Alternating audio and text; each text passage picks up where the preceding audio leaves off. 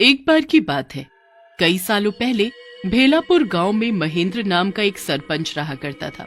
वो बहुत ही कठोर और नियमबद्ध आदमी था। कोई अगर उसकी बात ना मानता तो वो उसे वो सजा देता कि कोई भी उसके विरुद्ध जाने की नहीं सोचता। लेकिन एक दिन उसकी अचानक मृत्यु हो गई।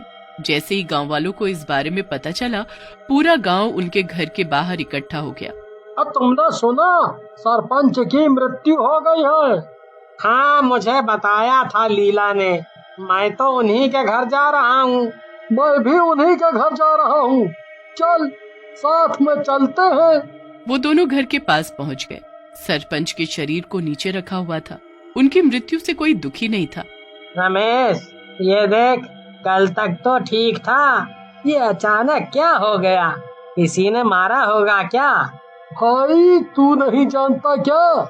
जो इसकी बात नहीं मानता था तो ये उसका क्या हाल करता था। उन्हीं में से किसी ने मारा होगा। अमीर था, इसीलिए हर बार मुखिया बन जाता था। सब लोग सरपंच के शरीर को लेकर शमशान घाट चले गए।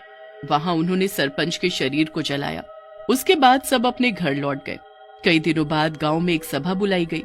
सुनो सुनो सुनो, महासभा के लोगों ने एक बैठक बुलाई है। उस बैठक में सभी का आना अनिवार्य है। वहाँ नए मुखिया का चुनाव किया जाएगा। सुनो सुनो सुनो। पूरा गांव महासभा की बैठक में शामिल होने के लिए पहुंच गया। तुझे क्या लगता है, इस बार नया मुखिया कौन बनेगा? देख भाई, तू तो जानता है मैं इन पचड़ों में नहीं पड़ता। मेरी तरफ से कोई भी बने, बस काम ठीक करे और मुझे कुछ नहीं चाहिए। हाँ। कुछ दिनों पहले हमारे पूर्व सरपंच जी की मृत्यु हो गई। भगवान उनकी आत्मा को शांति दे। लेकिन आज मैंने आपको यहाँ इसलिए बुलाया है ताकि मैं आपको बता सकूं कि हमारे गांव को अब दूसरे सरपंच की जरूरत है। अब भला कब तक सरपंच का पद खाली रहेगा? आपने सही कहा चाचा जी, लेकिन अगला सरपंच कौन बनेगा? बेटा, ऐसा इंसान जो साहसी हो, बुद्धिमान हो और समझदार भी, जो सही फैसले ले सके। अगर तुम में से कोई सरपंच के पद के लिए उठना चाहता है तो बताओ। चाचा जी, मैं उठना चाहता हूँ। मैं समझदार हूँ और साहसी हूँ। वैसे भी आप सभी जानते हैं कि मैं पूर्व सरपंच जी के साथ काम करता था, तो मुझे उनके साथ रहकर काम का तजुर्बा भी है। बाकी आप सभी की मर्जी। सभी लोगों ने उनकी सरपंच बनने पर हामी भर दी। बस सभी अपने अपने घर चले गए। विक्रम मन ही मन बहुत खुश हुआ। वो अपने घर जा रहा था, तभी उसे किसी और के पीछे से चलने की आवाज महसूस हुई। उसने पीछे मुड़कर देखा। कौन है भाई? कोई है तो सामने आ जाओ, साथ ही चल लेंगे। लगता है मेरा वहम है। विक्रम घर चला गया। रात को विक्रम सोने चला गया। अचानक उसको सांस लेने में दिक्कत होने लगी। क्या हुआ जी? मेरा दम घुट रहा है। ऐसा लगा जैसे जैसे कोई मेरा गला दबा रहा हो। यहाँ तो कोई नहीं है। आपने जरूर कोई बुरा सपना देखा होगा। आप ऐसा करिए, पानी पी लीजिए। अगले दिन विक्रम बाथरूम में जाकर अपना मुंह धो रहा होता है कि तभी अचानक उसने देखा कि सामने शीशे में से कोई हाथ उसकी तरफ आ रहा है। विक्रम डर गया। मैं तुझे छोड़ूंगा नहीं, तू मरेगा। लेकिन मैं तुझे आसान मौत नहीं दूंगा। तू रोज तड़पेगा, रोज। कौन है? कौन है? सामने आओ। मैं कहता हूँ सामने आओ। तुम जो कोई भी हो, मैं तुमसे डरता नहीं, समझे? मैंने कहा सामने आओ।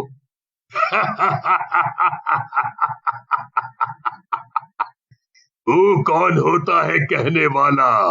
जो मैं चाहूंगा वो होगा, और आज से तू सिर्फ मेरे इशारों पे नाचेगा।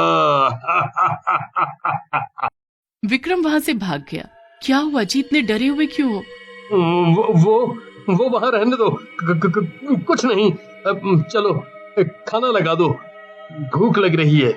ठीक है, आप हाथ मुंह धोइए, मैं खाना लगा देती हूँ। विक्रम खाना खा रहा था। उसने देखा कि उसके खाने में सिर्फ हड्डियां, खोपड़ी या कटोरी में खून रखा हुआ है। ये कैसा खाना है शारदा? क्या मतलब, ठीक तो है, इतना अच्छा तो बनाया है। तुम इस हड्डी और कंकाल को अच्छा खाना कहती हो? यहाँ रोटी सब्जी रखी हुई है, कौन सी हड्डी की बात कर रहे हो? क्या हुआ है आपको? आपकी तबीयत ठीक है? लगता है कल रात का सपना आपने कुछ ज्यादा ही भयानक देख लिया। डरिए मत, सब ठीक हो जाता है, सपना ही तो था। रात को विक्रम जल्दी जल्दी अपने घर जा रहा था, तभी एक छोटे से पत्थर से गिरकर वो नीचे गिर गया। कौन है? किसने गिराया मुझे? चल विक्रम, जल्दी घर चल। आज के बाद रात को देर से नहीं आना।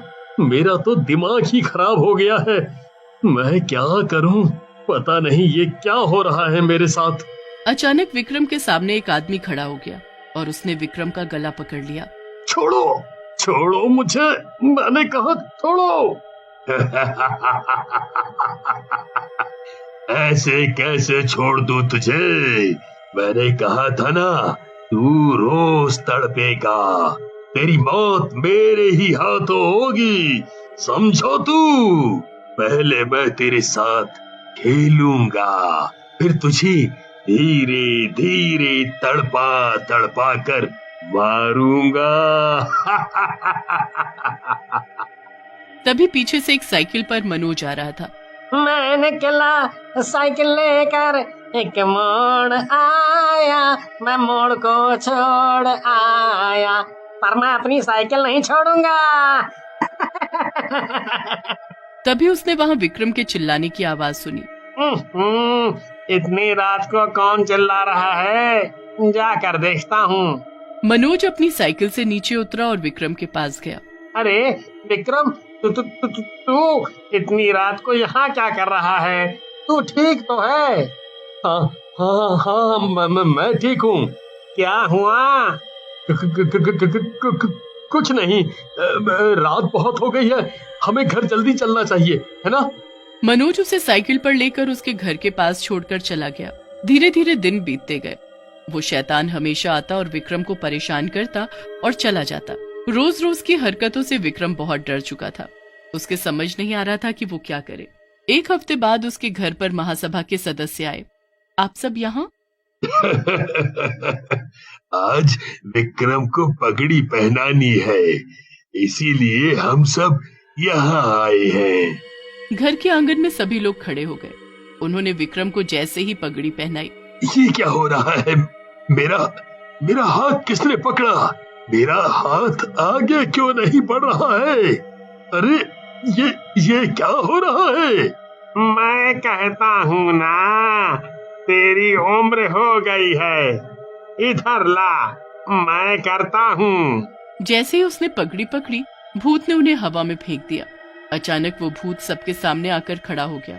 भूत ने बूढ़े चाचा का गला पकड़ा और उन्हें वहीं पर मार दिया। महेंद्र ने विक्रम की तरफ देखा। तुझे क्या लगा, तू इस गांव का मुखिया बन जाएगा? हे प्रभु, ये सब क्या हो रहा है? मेरे पति और इस गांव की रक्षा कीजिए प्रभु, रक्षा कीजिए। उसी समय शारदा के पीछे एक औरत आई। सुन बेटी, तू जाके उस पगड़ी और लाठी को जला दे। ये जब मरा था तो उसे पहन कर मरा था, इसलिए उसकी आत्मा उस पगड़ी से जुड़ी हुई है। जा, इसे जला दे। शारदा चुपके से घर के अंदर गई और मिट्टी तेल लेकर आई और लाठी उठाई और पगड़ी के सामने खड़ी हो गई। उसके ऊपर मिट्टी का तेल डाला। तूने हमें जीते जी बहुत परेशान किया है और अब मरने के बाद भी हमारा पीछा नहीं छोड़ रहा। क्या चाहता है हम लोगों से? तुम लोगों को इशारों पे नचाना। ले, अब तू नाच। शारदा ने माचिस जलाकर उस पगड़ी और लाठी के ऊपर डाल दी। पगड़ी और लाठी दोनों जल गई। सरपंच की आत्मा गायब हो गई और तब से उस गांव में कोई भी मुखिया नहीं बना। सबके अंदर एक ही डर था कि कहीं सरपंच की आत्मा अपना बदला लेने वापस ना आ जाए।